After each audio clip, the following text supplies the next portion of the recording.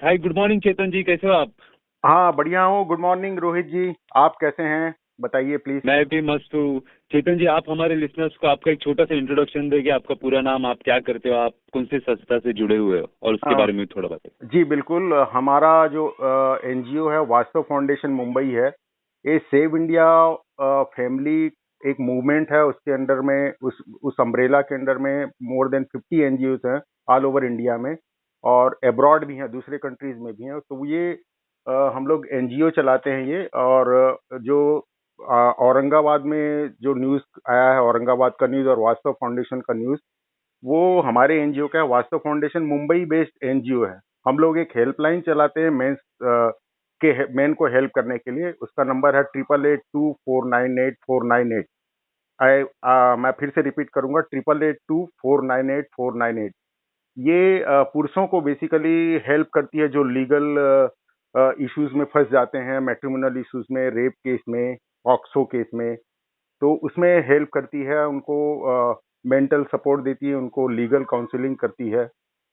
हमारा वास्तव फाउंडेशन जो है काफ़ी सक्सेसफुल संस्था है। और ये हम लोग पिछले 10 साल से मुंबई में काम कर रहे हैं वास्तव फाउंडेशन के नाम से। उसके पहले दूसरे नाम था एनजीओ का, बट काम कर रहे थे, हमारा ग्रुप काम कर रहा था।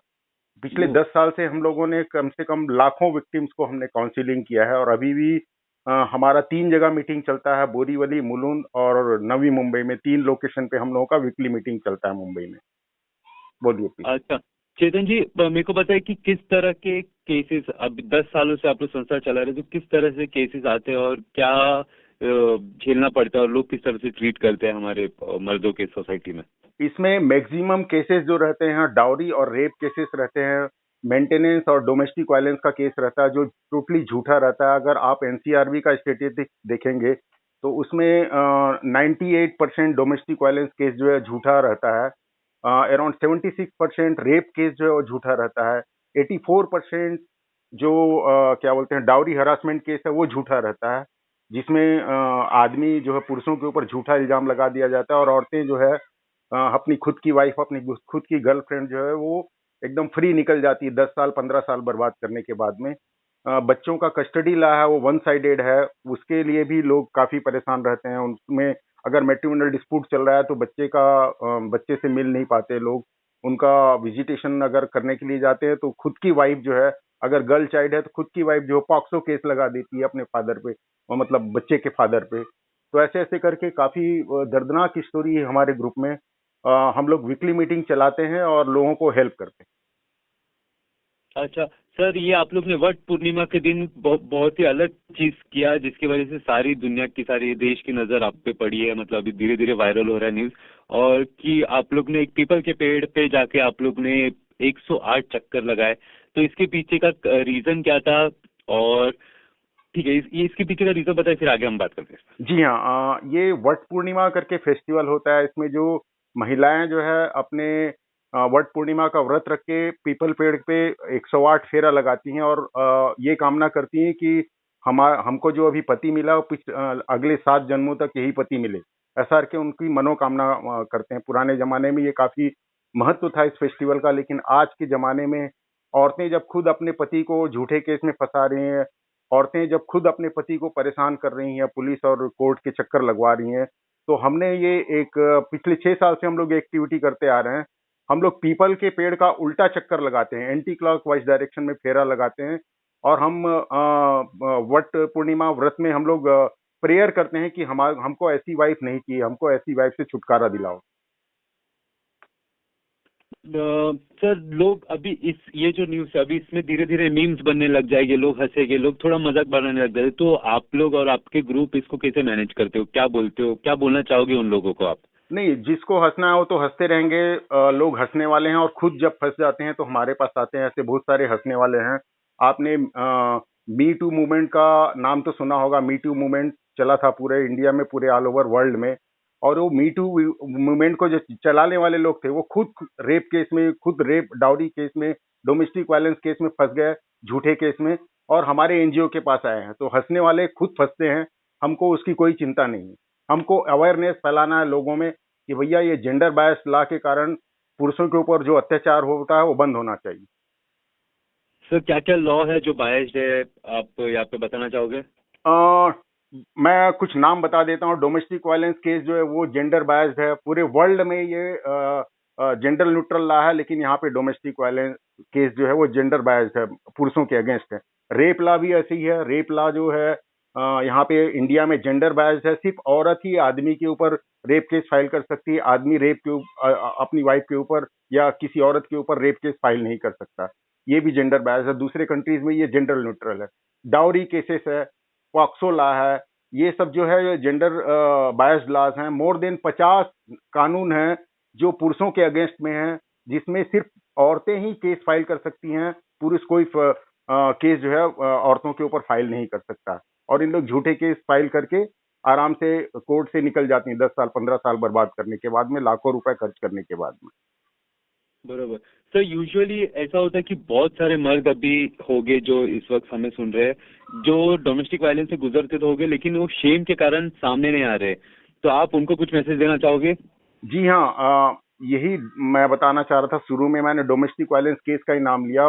पुरुषों के ऊपर भी डोमेस्टिक वायलेंस होता है, लेकिन इंडिया में ऐसा कोई कानून नहीं है जिसमें वो जाके पुलिस में कंप्लेंट कर सके, कोर्ट में कंप्लेंट कर सके। हमारे ग्रुप में ऐसे बहुत सारे केस आते हैं डोमेस्टिक। अभी डोमेस्टिक वायलेंस लॉ इंडिया का इतना लूज बनाया गया है। अगर आप अपनी वाइफ को ए मोटी, ए काली, इस टाइप का भी कुछ वर्ड अगर आप यूज कर देते हो तो डोमेस्टिक वायलेंस कैटेगरी में आते हैं। इवन कुछ ट्विस्टेड नाम ले लेते हो मजाक में, तो भी वो डोमेस्टिक वायलेंस होता है। छोटी छोटी चीजों को उन लोग डोमेस्टिक वायलेंस। आपने पानी पूरी खिलाने के लिए बोला, अपनी वाइफ को पानी पूरी नहीं खिलाया, तो वो भी डोमेस्टिक वायलेंस हो जाता है। ऐसा ऐसा जेंडर बायस्ड लॉ बना के रखा है, पूरा मजाक बन गया है हमारे कानूनी जो लीगल सिस्टम है उसका।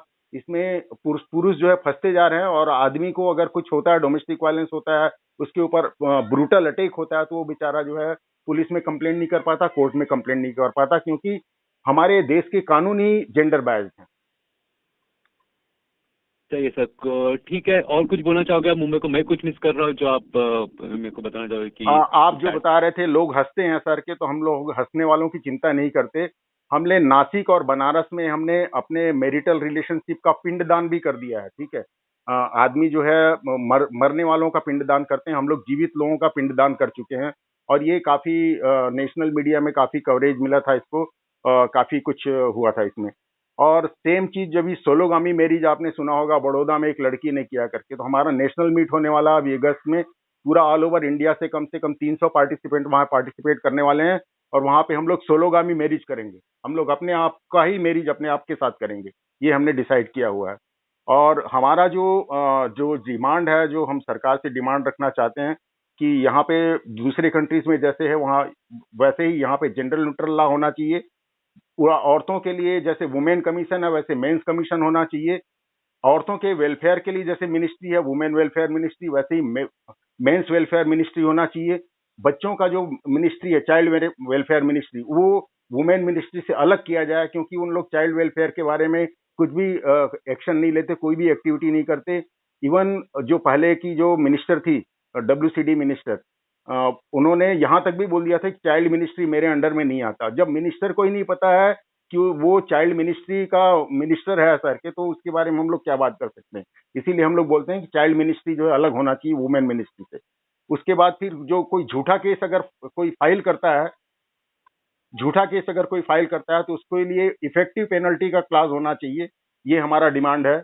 और उसके बाद फिर अगर चाइल्ड कस्टडी और चाइल्ड विजिटेशन जो लॉ है उसको इफेक्टिव बनाना है, और जो फादर्स को चाइल्ड कस्टडी और चाइल्ड विजिटेशन से डिप्राइव किया जाता है, वो हम लोग उसके लिए हम लोग रोक लगाना चाहते हैं। मेंस हेल्थ इशू पे कोई काम नहीं होता, सरकार कोई हेल्प नहीं करती। कोई भी ना तो अवेयरनेस कैंपेन करती है ना कोई हेल्प करती है। तो मेंस हेल्थ इशू, डिप्रेशन हो गया या फिर आपका प्रोस्टेट कैंसर हो गया, उसके बारे में भी हम सरकार से डिमांड करते रहते हैं हम लोग कि भाई मेंस हेल्थ इश्यूज पे भी आप ध्यान दीजिए करके। Acid attack victims, 40% acid attack जो है पुरुषों पे भी होता है, 60% महिलाएं। उनके लिए दुनिया भर की सुविधाएं, दुनिया भर का उसके लिए कैंपेन चलता है, दुनिया भर के उनके फाइनेंशियल हेल्प मिलता है। अगर वही मेल विक्टिम है एसिड अटैक विक्टिम, तो उसको 1 रुपए का हेल्प नहीं मिलता सरकार की तरफ से, ना कोई उसको हेल्प करता है कानूनी तरीके से। तो ये सब चीजें जो जेंडर बायस्ड पुरुषों के प्रति जो घृणा फैलाने वाला कानून है, पुरुषों के प्रति जो उनके अधिकारों का हनन किया जा रहा है, उसके खिलाफ हम लोग आवाज उठाते रहते हैं बीच बीच में, और आवाज उठाते रहेंगे। सही है sir, thank you so much Chetan ji, हमसे बात मैं करने मैं यहाँ पे आपको हमारे हेल्पलाइन नंबर बताना चाहूंगा। पुरुषों का जो हेल्पलाइन चलता है पूरे ऑल ओवर इंडिया में, वो प्लीज आप लोग जरूर ब्रॉडकास्ट कीजिए, क्योंकि हर तीसरे घर में ये जो है अत्याचार हो रहा है पुरुषों के प्रति। तो हमारा हेल्पलाइन नंबर है 8882498498, 8882498498। इसमें कोई भी कॉल कर सकता है और हमारी मीटिंग में आके हेल्प ले सकता है। ये मैं बताना चाहता हूँ। सही है sir, thank you so much हमसे बात करने का, और इतने पैशनेटली आप बात करने के लिए। हम टच में रहेंगे और फ्यूचर में भी कुछ रहेगा तो हम लोग कॉन्टेक्ट करेंगे सर। जी हाँ, जी हाँ, थैंक यू, धन्यवाद थैंक यू, आपने मौका दिया उसके लिए। Thank you. बाय। बाय।